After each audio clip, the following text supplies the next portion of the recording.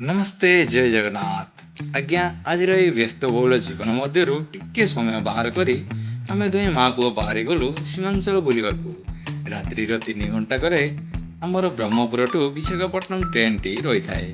Brahmapur station रो train टी बाहर थिबारु पूरा बगी खाली रही थाए। या देखी आमे पूरा खुशी आ डेरी न करी रात्रि रो अधा निद को पूरा करिवा पई आमे टिके विश्राम करू। किछि समय परे ट्रेन टी गड़िबाकू आरंभ कला। रास्ता रे बन जंगल नदी पोल इत्यादि देई से माड़ी चली थाए। ठीक सकाल 10 घंटा समय रे आमे आमर गंतव्य स्थल अर्थात सीमांचल स्टेशन रे पहुंची गलु। टिके टिके बस उठाई आमे सेठारु बाहरी 6H बस धरी सीधा सीमांचल मंदिर अभिमुखे यात्रा आरंभ कलु। सेठारे बौर मानसिक थिला जे भगवान पाखरे केश दान करबा पई। तेणु आमे माँ पुओ दुए टिकट नहीं केश दान करबा पई बाहरी। केश दान परे स्नान करी ठाकुर दर्शन को बाहरी गलु। मंदिर भितरे प्रबल भीड़ थाए एवं भीतर को प्रवेश पाई बहुत लंबा लाइन लगी थाए।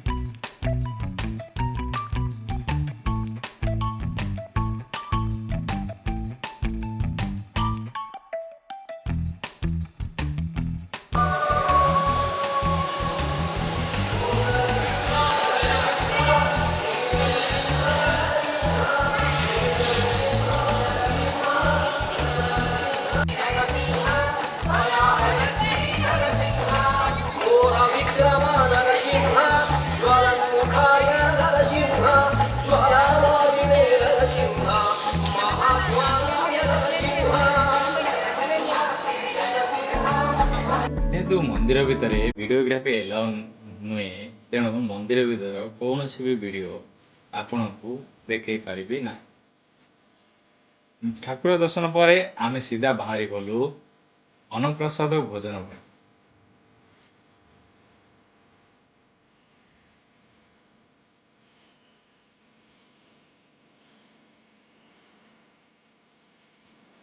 दर्शन सरला पर आमे विलंब न करी सीधा बाहरी गलु अन्नप्रसाद सेवन पाई।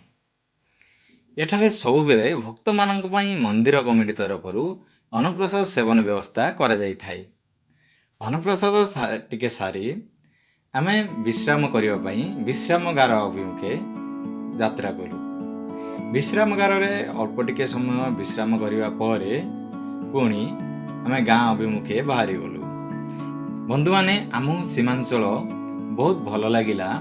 आपण मान मध्य आपणक परिवार सहित आसंतु एवं सीमांचलर मजा नियंतु।